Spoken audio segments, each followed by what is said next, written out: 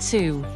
Have you ever wondered why some people seem to get ahead financially, almost silently, while everyone else is chasing the latest trend? It's because wealth in this new financial system we're living in doesn't look loud. It doesn't scream from the rooftops. It rarely goes viral. Real, lasting wealth is built quietly, often long before most people even realize the system has changed.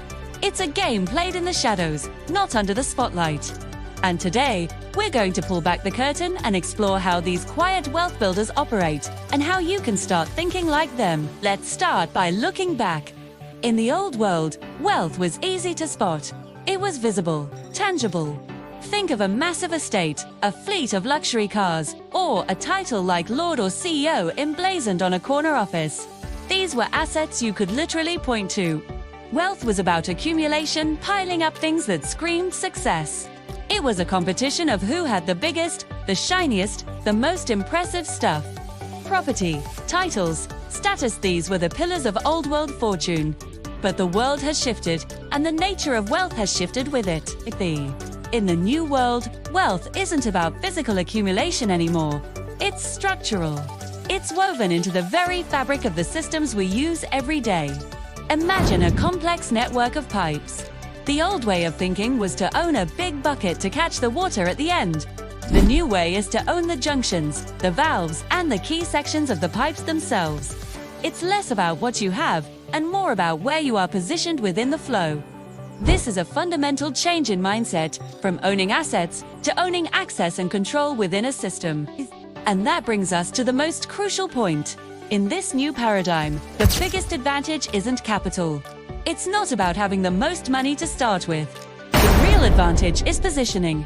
It's about being early to new systems. It's about deeply understanding how value flows through them, from one point to another. It's about recognizing where incentives are being created, often by the architects of these new systems. The people who built fortunes in the early days of the internet were unnecessarily the richest people in 1995. They were the ones who saw the structural shift, understood where the digital real estate was, and positioned themselves there before everyone else piled in. They didn't just buy stocks. They understood the protocols, the platforms, and the user behaviors that would define the next 2 decades. Quiet wealth builders are masters of leverage, but not in the way you might think. We're not talking about leveraging debt, taking out massive loans to buy depreciating assets. That's the old game, and it's incredibly risky. The new leverage is systemic. It's leverage through systems that can scale infinitely, with minimal extra effort. Think about automation. A piece of code can serve 1 person or 10 million people, and the marginal cost is almost zero. That's leverage. Think about scalability. A digital product can be distributed globally overnight. That's leverage. They focus on creating or plugging into systems where their initial effort can be multiplied thousands, if not millions, of times over without them having to be personally involved in every single transaction. Deaths. This is why they don't chase trends. Chasing trends is a reactive game, and you're always late. By the time a trend hits the mainstream media, the real opportunity is long gone. Instead, the quiet wealth builders study infrastructure. They ask different questions. Who controls the rails that all this new value travels on? Who is setting the rules of the game?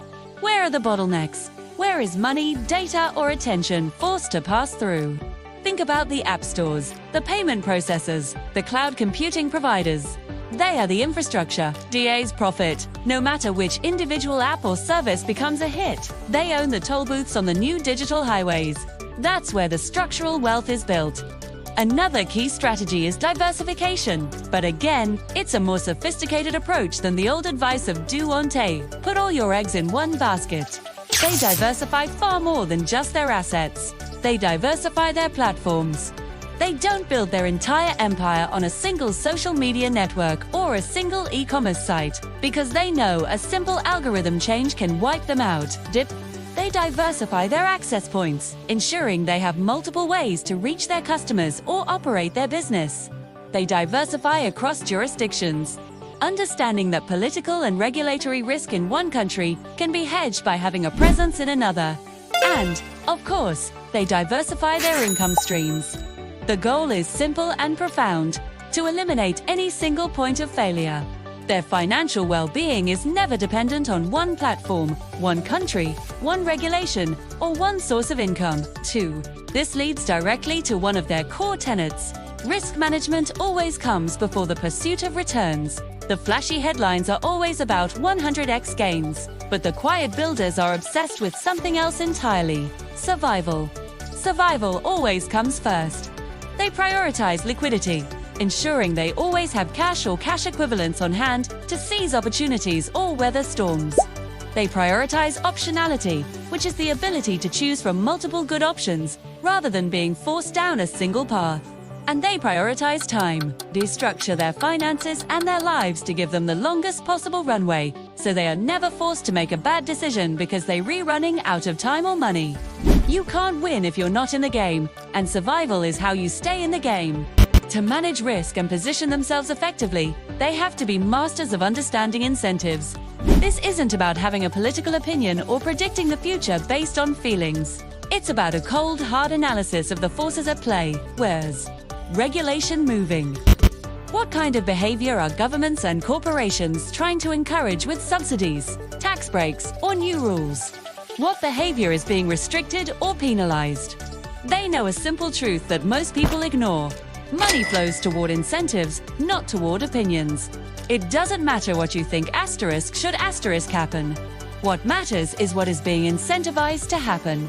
By aligning themselves with these powerful currents, they get a tailwind that pushes them forward, while others are struggling against the tide, too. And all of this is powered by one secret ingredient that is completely at odds with our modern culture of instant gratification: patience. Quiet wealth isn't built overnight. It compounds through patience. It's the result of small, almost unnoticeable advantages, repeated consistently over a very long time. It's about minimizing costs and fees that eat away at returns. It's about optimizing their exposure to upside while rigorously capping their downside. There is nothing dramatic about it. There is nothing rushed. It's the slow, steady, relentless application of a sound strategy, year after year. It's the marathon runner who maintains a steady pace while everyone else sprints and burns out. To do all this, they don't just invest their money. They invest heavily in their own understanding. This is non-negotiable. They study how money really moves through the global financial system. They learn how different technology systems enforce their own rules.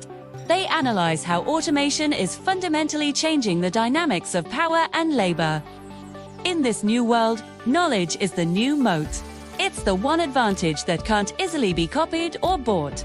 A deep, functional understanding of the systems you operate in is the ultimate competitive edge. It allows you to see the opportunities others miss and avoid the risks others blindly walk into. There's a reason they're called quiet wealth builders. In the new system, visibility can be a massive liability. Being loud and flashy is like painting a giant target on your back.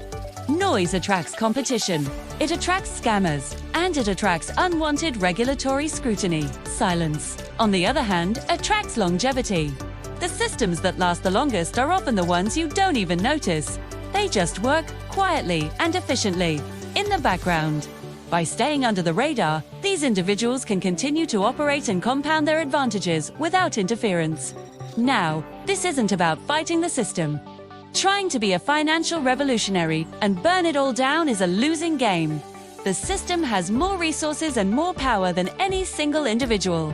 Wealth isn't built by fighting the system. It's built by aligning with it, understanding its currents, and using its momentum but critically, without ever becoming completely dependent on it. It's a delicate dance. You use the system's tools and incentives to your advantage, while always maintaining the independence and diversification needed to protect yourself if the rules suddenly change. And the rules will change. The biggest shifts in the financial landscape don't come with a press conference and a warning siren. They come quietly, disguised as software updates, minor policy changes, or new default settings on a platform. They happen in the fine print. By the time the change is obvious to everyone and makes the front page of the news, the window of opportunity has already closed. The advantage was in seeing it coming, understanding the implications, and repositioning yourself before the shift occurred. So, as we look to the future, remember this: the future of wealth belongs to those who prepare early, adapt quietly, and move deliberately. It's not about having the loudest voice, the flashiest lifestyle, or the most followers.